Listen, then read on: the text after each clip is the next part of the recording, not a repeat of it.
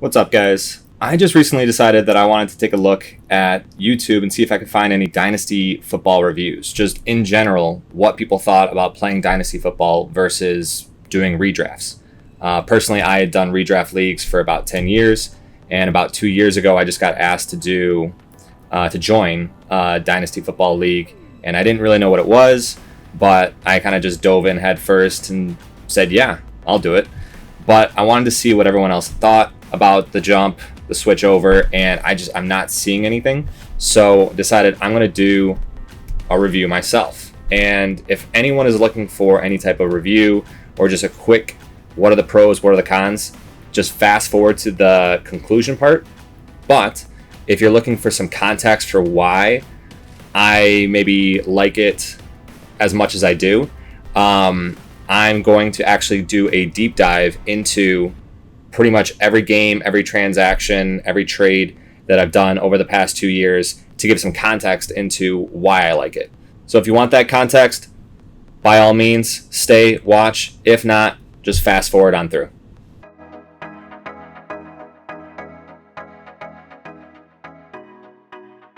So before going into the team that I started with from the orphan, acquiring and all the trades and the free agency pickups, there are a few things that I should probably start with. For starters, there's 19 spots on the roster. Now, at first I thought that was a pretty big roster from playing redraft leagues where I believe the roster was 15 spots or 16 spots.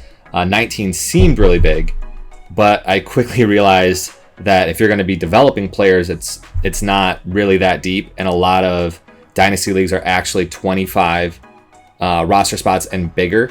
But this league is 19, so it doesn't allow for as much development as maybe some other dynasty leagues, but that's something to keep in mind when looking at why some trades happened the way that they did. This is a 2 QB league, so quarterbacks are obviously worth more than in a 1 QB league. The scoring is PPR, but instead of 1 point per 10 yards rushing and 1 point per 10 yards receiving, it's 1 point per 10 yards rushing still, but 1 point per 17 and a half yards receiving. So it makes the wide receiver position, at least as far as playing them as a flex spot, a little bit less valuable. Then also, draft picks are only available up to 2 years in the future. There's what I found to be a pretty unique retirement rule. If you have someone who retires on your roster, you don't have to keep them on your roster. You can drop them, but you unofficially own their rights. So if that player ever comes back, you have the first opportunity to pick them up, if you will, off waivers. It's a 10-team league, and 6 teams make the playoffs, so more than 50%. So it's a high playoff percentage, and then the top 2 teams get a bye, and then of the bottom 4 teams, they compete in the losers bracket, and the winner of the losers bracket wins the 101 rookie pick the following year. And one last thing is that this isn't a league specific thing, but when I joined the league, not that I needed to do this, more I wanted to do this, but I brought on a co-commissioner. So a buddy of mine, we kind of co-commission the team together, and we kind of just bounce different trade ideas off of each other. We both communicate with different league mates so that it helps us, cover more ground as far as trying to get trades done. We seem to be on the same page on most of the trades. Some of them we don't always agree on.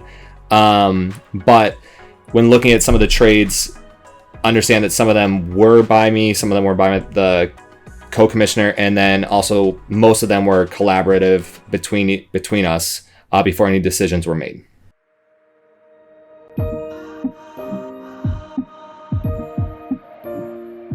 So from looking at the 2018 orphan team that I had received, one of the cool things that the commissioner does is he keeps track of every trade, every win, loss, and all that type of stuff.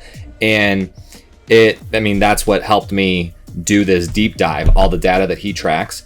But I was able to see what made the team that I acquired the team that I acquired.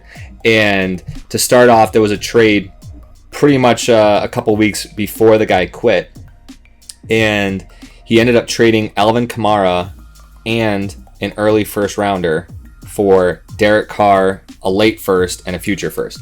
It's not terrible on some metrics, but it is not a trade that I would have done, especially considering looking at the team after the trade and seeing the running back tandem that was the team that I got.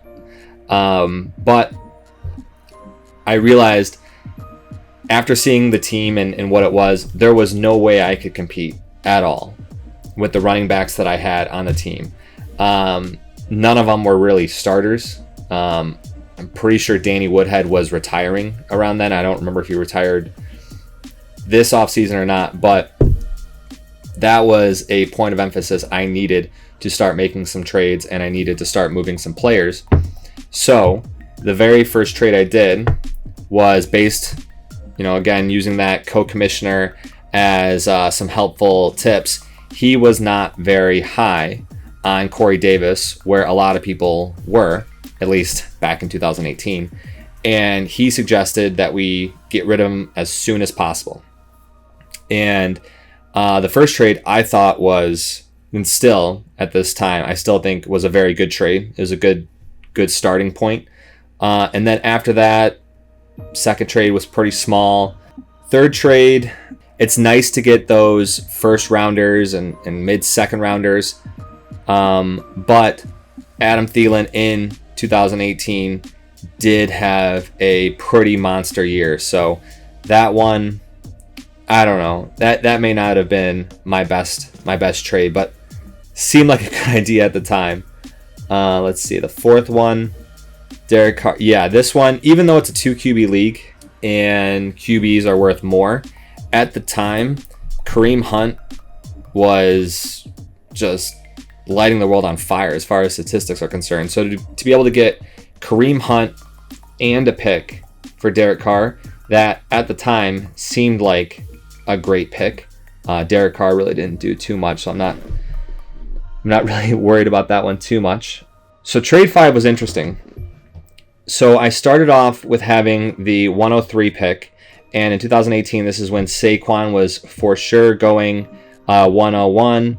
102 was likely going to be Geis, and then 103 was going to be typically either Baker Mayfield or Josh Rosen. And the person at 104 really wanted one of those really bad. So after a lot of back and forth, we finally settled on a trade where I moved back a spot, but then I was able to acquire a late second rounder by moving a third rounder. During the draft, he'll get Josh Rosen with that pick. But now, after the fifth trade, I've been moved back to the 104. After this, I decided to do some other trades with the draft pick I just got, and now I've been moving up from 208 to 206. I like that pick. Going into the draft, I had created a big board for myself, and I had a solid top 16 picks. And though there's always the chance that something crazy might happen early and push something back, and the 207 or the 208 might include that top 16, wherever that tier break is, I didn't want to risk it, and I tried as hard as I could, and I was able to successfully move up to 206. So I was pretty pumped on that one. Next trade, nothing. After all that, now we've gotten to draft day. This is my first ever rookie draft, and I'm now sitting at the 4th spot, 10th, 13th, 15th, 16th. So I have 5 of those top 16 picks that I really wanted. So I'm feeling pretty good about the way the draft is looking right now. We've now gotten the 2021 picks. We have a little bit more freedom to move things around. The person at 107 really wanted to move up. and they wanted to move up 3 spots to the 104 spot. So after some back and forth, he ended up giving me 107, Alex Collins, a future first, and a future third to move up more or less 3 spots. So now that I've done both of those trades, I have now moved back from the 103 to the 104, back to the 107. So the draft starts to, take place, and I remember thinking, at least at the time, I really wanted Baker Mayfield. I wanted him at 103, and I end up trading back, and he doesn't go at the 3 spot. Now, the person who moved up from the 7 to the 4, figure he's going to take him, and he ends up taking Sony Michel. So then the 5th person, who I saw as a QB needy team, I thought might take him, but he ended up taking Darnold.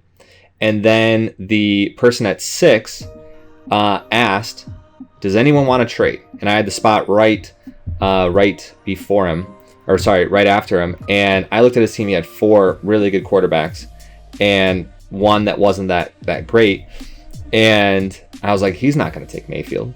There's no way. So when he offered the trade, I didn't even want to offer him anything. And I said, nope, you're not grabbing Mayfield. I'm going to take him at 7. And instead, even though he didn't need it, he took Mayfield. And it seemed not great at the time, but after he picked him, I ended up getting Lamar, which was a huge surprise at the time. A lot of people thought, at least back in 2018, because he was the last QB drafted in the NFL, in that year's NFL draft, at least in that first round of all those players, he was the last one. So when I went Lamar at 7, a lot of people were pretty surprised, but it turned out to be a pretty good pick. And then at the 10th pick, I ended up getting Nick Chubb. At the 203, I got Ronald Jones. And then at the 205 and the 206, this is right where that cutoff was of the players that I really liked, and I thought that was a pretty substantial cutoff after the 206. And I got Cortland Sutton at the 205 and Kerryon Johnson at the 206. As the draft went on, I thought Anthony Miller was going to go late second, and I tried to continue to trade up for him. And this was one of those times where I tried from the 208, 209, 210, 301, just trying to trade up, and nobody was biting. At the 302, I just put my hands up and figured, hey, if he goes, he goes. He didn't, and I ended up getting Anthony Miller at 303. And at the 304, someone really wanted to do a trade, so I offered up Lamar Miller, and I picked up DJ Chark. After that trade, I was pretty much done for the rest of the draft, and now all I had to do was more or less wait for the 2018 season to start. In the meantime, I ended up doing one trade, which during the offseason, one of the league mates really liked Kerryon Johnson. So he wanted Kerryon Johnson, Emmanuel Sanders, and a second rounder, and I was able to get Brandon Cooks, which at the time, Cooks was pretty much 1,000-yard season, no matter what team he was on, no matter who he was playing with. So that seemed like a slam dunk trade, and I made that one happen. And then once the 2018 season started, there was a certain player who went under everyone's radar. He wasn't drafted at all. My co-commissioner actually suggested maybe we should draft this certain individual, and I didn't really know much about him. I'll admit, maybe I wasn't as informed as I should have been. So I kind of passed, but we ended up picking James Conner off of the free agency along with the Chicago Bears defense, which, if anyone remembers what 2018 was like, were both monster pickups. As the 2018 season progressed, it was not your storybook start to a season. Started off with a lot of losses, but one of the league mates really wanted some running back help, so I ended up trading Devonta Freeman right before he went on IR, along with Ronald Jones, for a future first, second, and third round draft pick. After that, won a few games, and then with a few minutes left in the trade deadline, I remember it was around 11 p.m., I was able to finalize a trade where I moved Alex Collins and a 2019 first round draft pick, which ended up being 107 in 2019. And I was able to move it over to a first round draft pick in 2020. The rationale behind doing that was because there's only 19 spots, you can't develop as much. So we already had an abundance of draft picks at this time. So we wanted to move one to the following year. So we were able to get that done using Alex Collins as kind of the sweetener to do so. After that, ended up winning one game, losing one game. And even though we ended the regular season as 5-8, which is nothing to brag about, we were able to sneak into the playoffs just due to our points for. There were a few other teams that were 5-8, but didn't have as many points throughout the season. And we were able to get into the playoffs, and we actually won the wild card matchup, and we had to face off against the defending champion, the number 1 seed, and we got crushed. After losing going into the consolation match, we ended up getting 3rd place. We won the match, but because of the way that the league does their settings, we didn't have to have like a worse draft pick. So after this year, our team was looking pretty good. We still had some good quarterback play with Deshaun Watson, Lamar Jackson, and then we also had some really good draft capital. One of the first round draft picks that we had gotten ended up winning that loser's bracket and earning the 101. So we had the 101 pick for the 2019 season.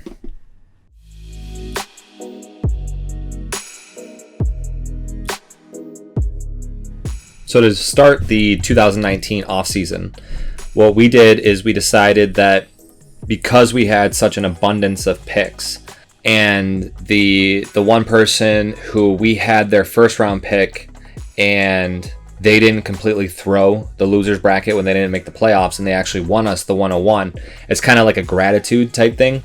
We ended up just more or less transferring the 305 and the 306 to that person because they didn't have any draft picks. It was kind of like we I don't want to say we felt bad for him, but it was almost like a, hey, thanks for doing this. Don't feel like you don't have any draft picks going into the rookie draft type thing.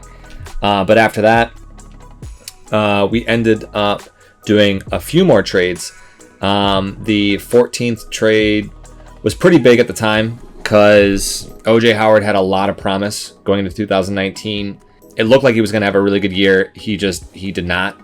Damian Williams was very polarizing. He was either, hey, he's going to be the starter in Kansas City and he's going to be a stud, or it was, he hasn't really done it anywhere. Why will he all of a sudden do it now? He seemed very streaky in 2019, but it seemed like an okay pick at the time. The 15th pick is probably the most monumental pick of any of the ones that we have done throughout the 2 years. So after the 2018 season, Lamar didn't really play too much. So he had a lot of promise because he didn't really take over the reins until then.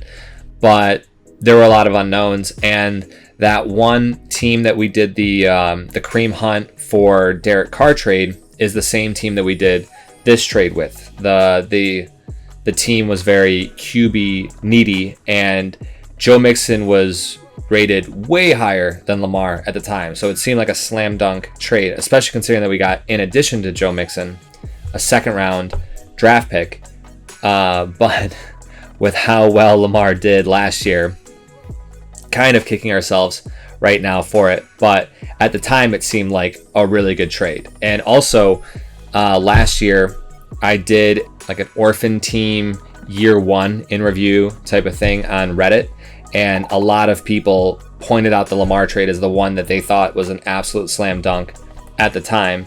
I'm very curious what those people think a year later, but that was the one that everyone thought was an absolute steal. Moving on to the 16th pick, not much. 17th, not much. 18th is interesting. Kareem Hunt had a really good 2018 and 2017, but he had the off-field issues, and it's very hard to predict on a player like that.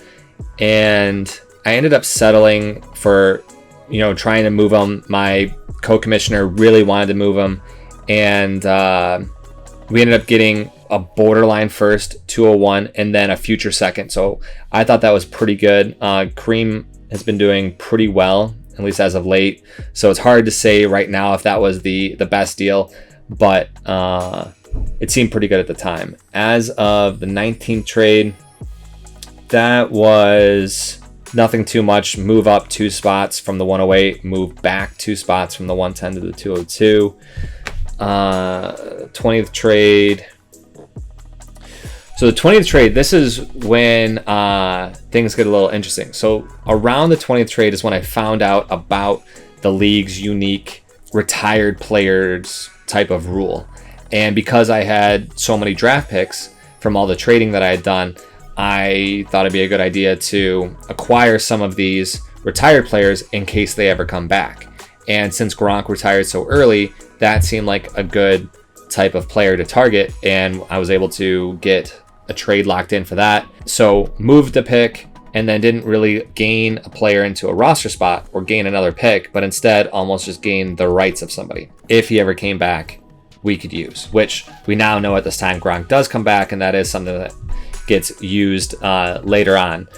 But moving on to the 21st trade, not much, just moving back in the 3rd round. 22nd, nothing. 23rd, nothing. 24th, nothing.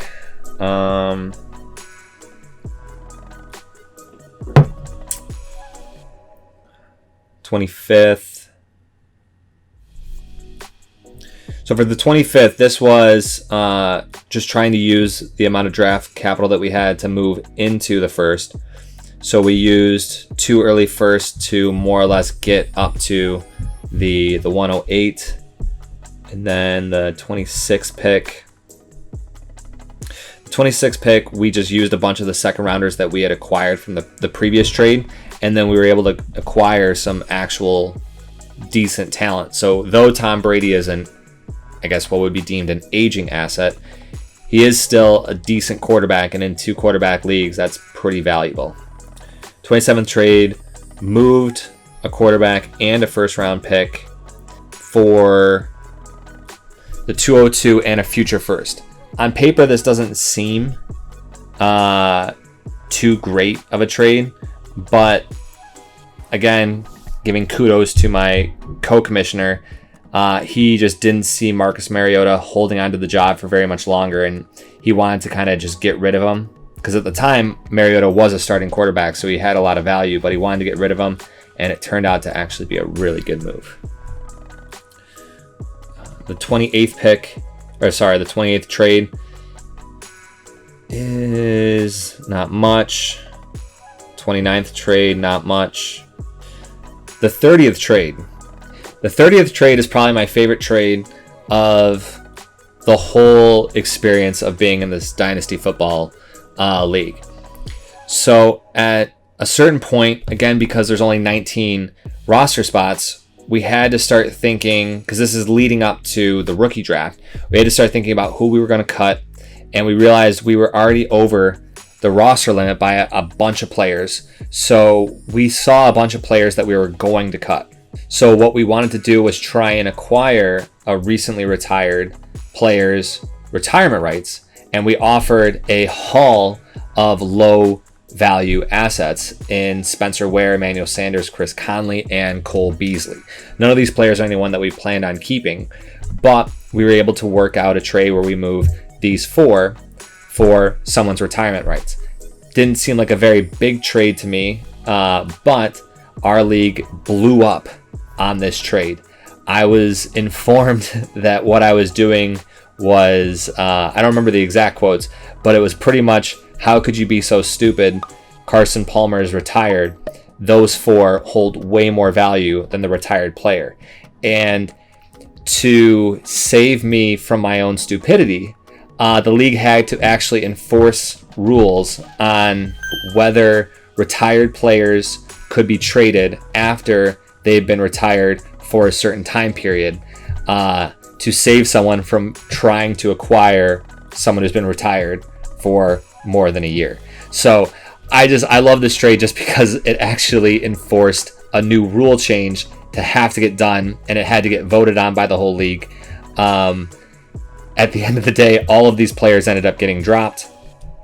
Carson Palmer never came back, and it was a completely nothing trade, but I do love the fact that a new rule got created because of this trade. After that, the 31st trade was nothing really too eventful, and then the 2019 rookie draft was underway.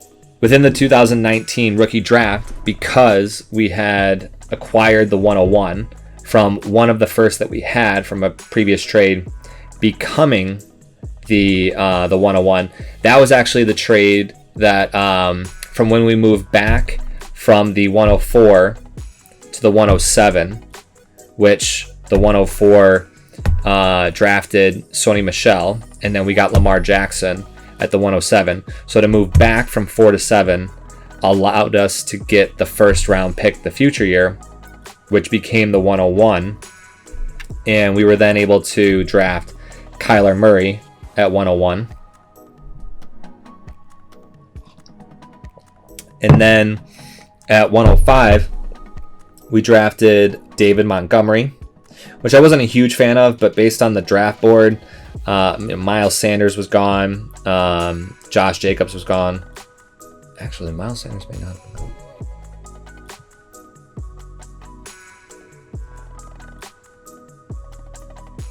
And then we went 106 with N'Keal Harry. N'Keal Harry is someone who I particularly wanted. My co-commissioner wanted DK Metcalf. This is one of the examples where I may have made the wrong choice. He holds it over my head from time to time. But we ended up drafting N'Keal Harry. And then about 6 picks later, we were up again at 202. And we picked TJ Hawkinson at tight end. So we have a pretty good tight end in Travis Kelce right now. But I don't think we're going to need a tight end for any immediate future. But it's nice to have someone kind of up and coming that could be a really good play a couple years from now. So TJ Hawkinson seemed like a good pick for that. And then we didn't have much the rest of the second round. And then in the early third round, we grabbed Josh Gordon off free agency. And this was right when draft day was pretty much the same day that it was announced that he was moving to New England. Pretty much right after the draft finished, I think it was maybe within an hour, we reached out to one of the league mates who didn't have any draft picks that year. So we wanted to see if there was any interest in any of the players that we had drafted. And it looks like there was some interest in David Montgomery. So though you typically don't want to move someone who you just drafted with the 5th overall pick, we believed that the 2020 draft class was a little bit better than the 2019 draft class. So we were okay with moving a mid first round pick for future picks just based on the projections of what we thought 2020 was going to be. So we ended up moving Montgomery for a 2020 second rounder and a 2021 first rounder. After that, we also ended up moving Damian Williams and Sterling Shepard for Calvin Ridley. Within the 2019 season, this was a very odd season. It was almost like every other week we were doing some type of trade. So we started off 2-0, and then we ended up trading DJ Chark for John Ross and a second rounder. Chark had a few good games, but kind of keeping consistent with our strategy from the start, which was whenever a player seemed to be doing decently well enough, moving them for a future draft pick, and then just continuing to try and potentially improve those draft picks as we kind of go along. But after that trade, we then won a couple more, and then we moved Deontay Johnson for a few third rounders. That'll come back a little bit later, where this trade probably isn't looking too good, at least at face value. But then after that, we won a few more games. So we started off really hot. Started off 6-0. And then the 36th trade was nothing too monumental. We ended up losing 2 straight games after that, and we traded Murray away, and then we ended up winning 2 more. And then right around the 10th week, right around the trade deadline, we ended up picking, as teams had spent all of their fab. This league handles the waiver wire with fab dollars. We had saved up some, and we were able to pick up quarterbacks that would eventually start to get some starts. And then right when we pick them up, there were teams that were out of fab and also were in QB issues, so we were able to make some trades where the 30th trade, moving Finley for a second rounder, is a pretty good trade in retrospect. He didn't really do too well with the few starts that he got. And then the 39th trade after around week 10, this was kind of one of those battles between the co-commissioner and I, where I still liked, and I still do like, N'Keal Harry, and he was injured pretty much the first 10 weeks of the season, so we didn't really see him do well, or do poorly for that matter. But the co-commissioner wanted to move on from him, and we ended up moving him and getting Drew Brees and Tyler Boyd, 2 players that we thought would help us in the playoffs, considering that now that we were sitting at 8-2, that was what we were most interested in, is what players would help us in the playoffs this year. We also got, for the 40th trade, we picked up Hoyer, and then we were able to move him for Peterson. Nothing too big there. 41st trade wasn't really too monumental. It was just trying to pick up a defense that we thought would be helpful for us in the playoffs. After the trade deadline, we ended up winning a few more weeks as well to more solidify that bye.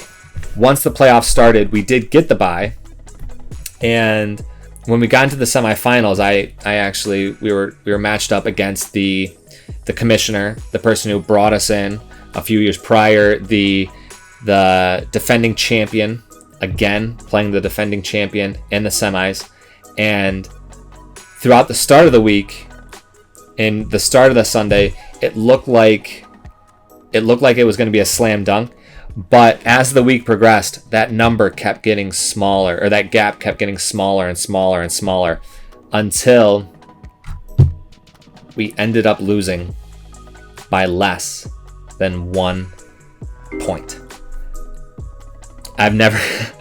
I was very, very frustrated to have lost, not just to have lost back-to-back years in the semis, back-to-back times against the defending champions, but to lose by less than 1 point.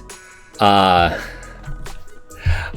still steaming a little bit, but I think I'll be okay.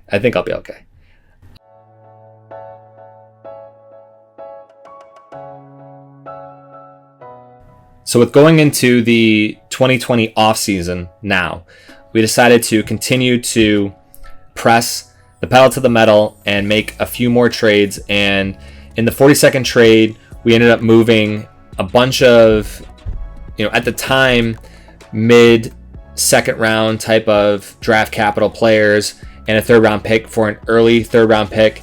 This is one of those trades that I think is really attributed to the 19 player roster sizes. If it was a deeper league, some of these players, especially Paris Campbell, are players that I personally would hold on to a little bit more.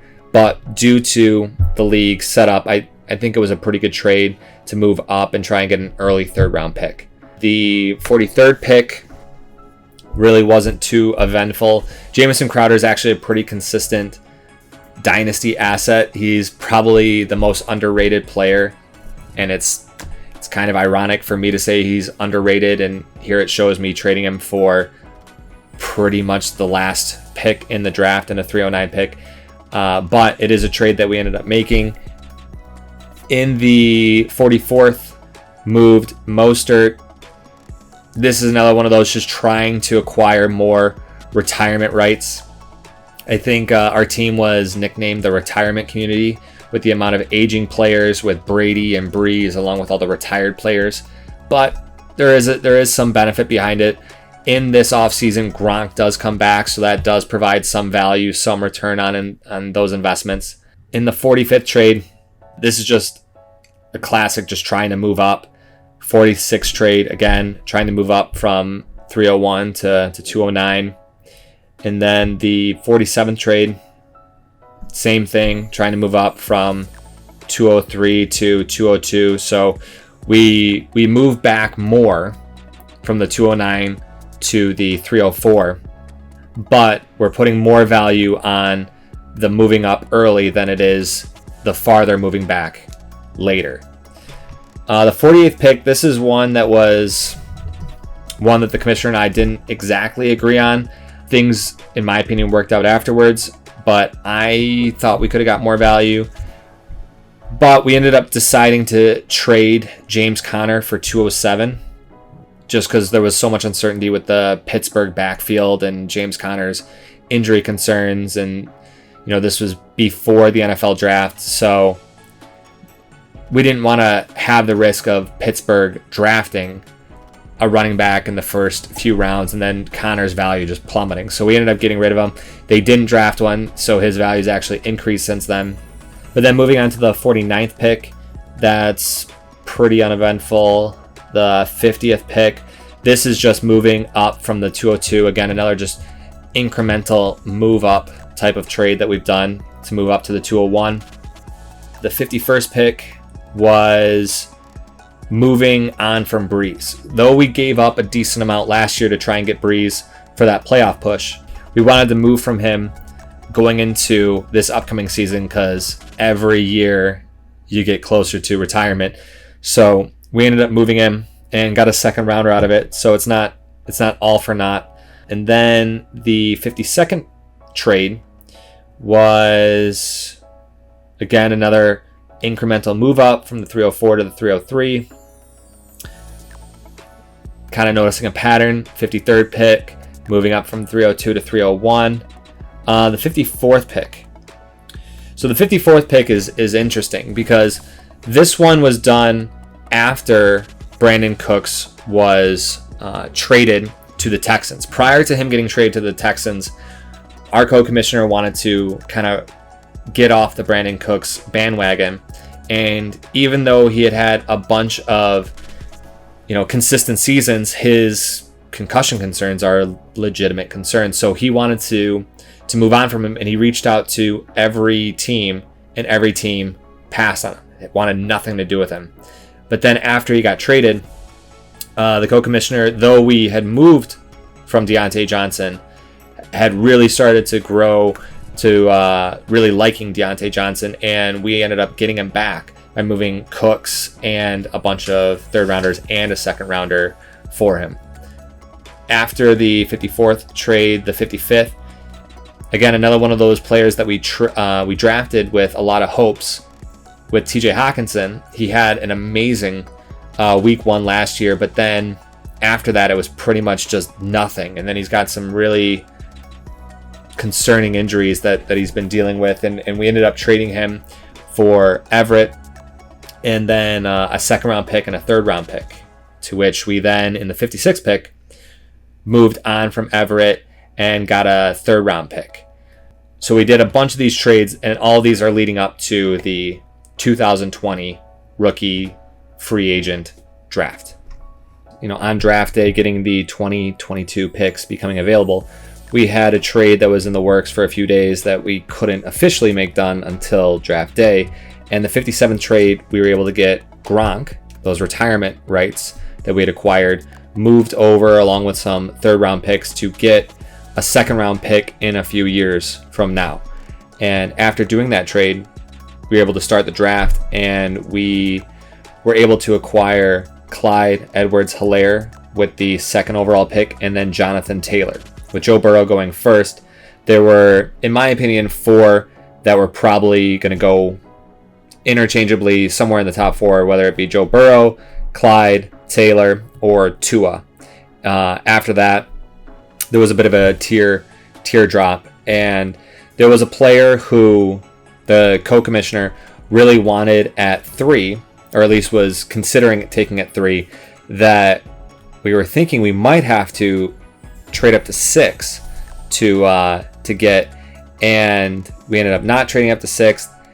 When it was our turn at 8, he was very excited that we could pick him, but I was able to convince him to potentially try and trade back, see if it was a possibility, and we were able to make something work where we traded back from 8 to 10, and by doing so, in a couple of years, we moved a 22nd second rounder and then flipped it with a future first rounder. So with moving back, we gained a first rounder, and we were still able to get the guy that both the co-commissioner and I really wanted, which was Jerry Jeudy at 10th overall. After getting Jerry Jeudy, we were able to get Jalen Reagor at 201. It seemed like a pretty standard pick at that time. And afterwards, I personally thought that there was a certain person who was going to go at 202. If not 202, would probably go around 203, and he didn't. So at around 204, I started to aggressively try and trade up to 204, and I was turned down from 204. And it seemed very similar to when I kept trying to trade up to get Anthony Miller a couple years ago, and everyone just kept rejecting. 204 passed, 205 passed, 206 passed, and the person who had 206 also had 207 and 208, and they passed on the 06 and the 07, but on the 08, the person who we wanted at 202 was still there. So even though it was many spots back, we didn't really reduce the offer. We kept it with the same offer, and we offered a future second rounder along with the mid third rounder to move up, and it was finally accepted, and we ended up getting the person we wanted at 202, and we got Henry Ruggs at the 208 spot. And then after that, even though we had already had 3 trades on draft day, and we had already had 2 specific trades specific around picks at the time of the picks, we wanted to move back up, but because of all the trades that we had done, we didn't really have any third rounders to make any moves, so we had to do something a little bit counterintuitive to what we've normally been doing, which is trying to consolidate or trying to trade up. And we actually did a trade in / trade back type of move, and we actually moved the 22nd second round pick that we had got from the Gronkowski trade, and we acquired the 303, the 2021 third, and a 2022nd third. And with that pick, we were able to get Hayden Hurst. Now, this is one of those picks where, based on talking to league mates, he possibly could have fallen outside of the draft, and we didn't actually need to draft him. Also, we didn't really need him in the sense that we already had Travis Kelce, but it's just, there seems to be so much potential for Hurst that we didn't really want to risk it. So we kind of paid the premium, and we spent the second rounder to make sure that we got him. So though Kelce's our guy, at least we know that we have that type of a backup if needed.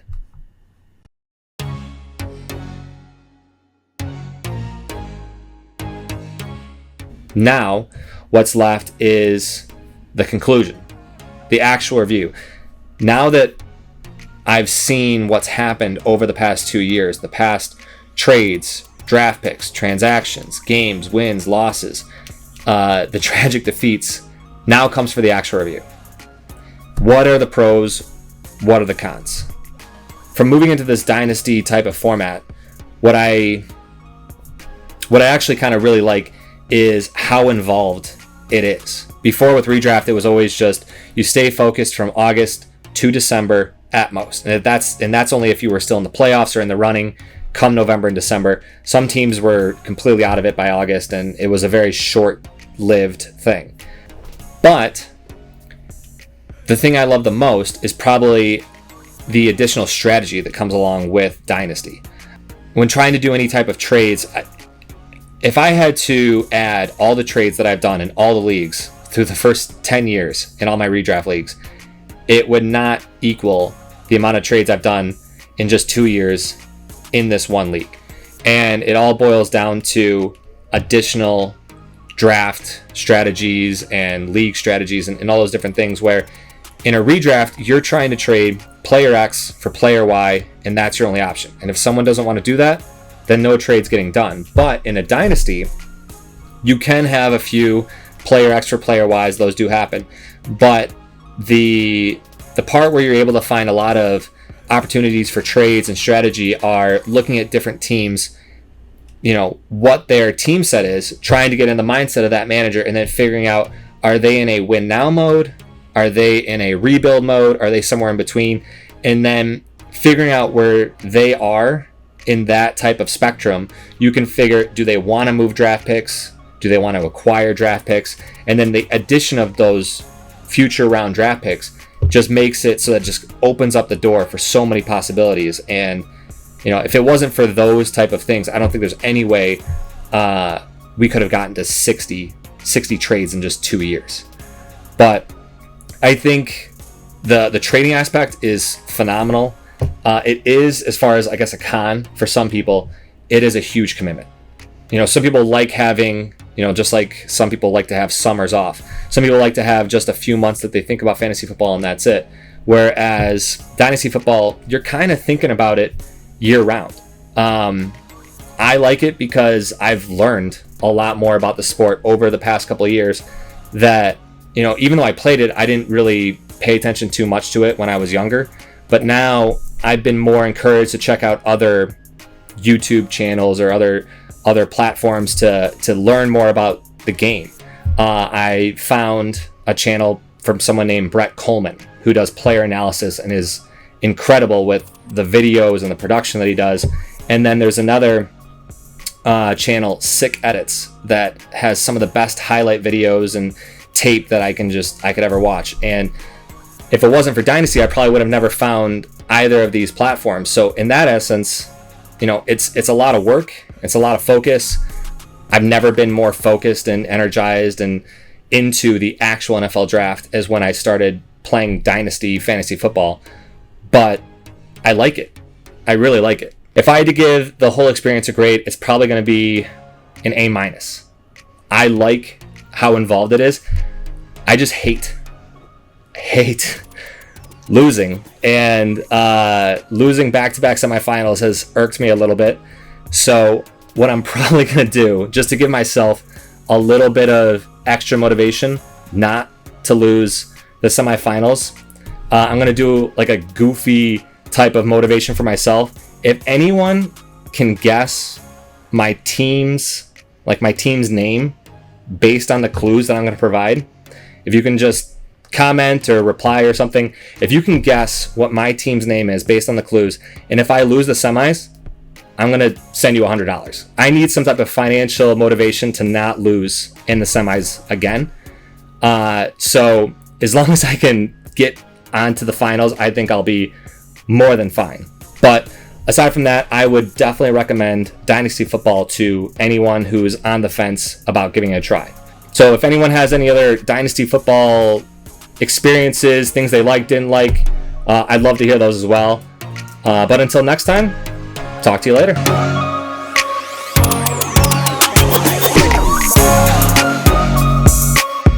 Oh, and one more thing. Throughout the 2020 season, I might be releasing a few more videos where I have an idea that involves me giving out a few $1,000s as kind of like a free roll, similar to that goofy $100 thing I was doing, if you can guess the team name. So if you like that type of thing, just keep an eye out.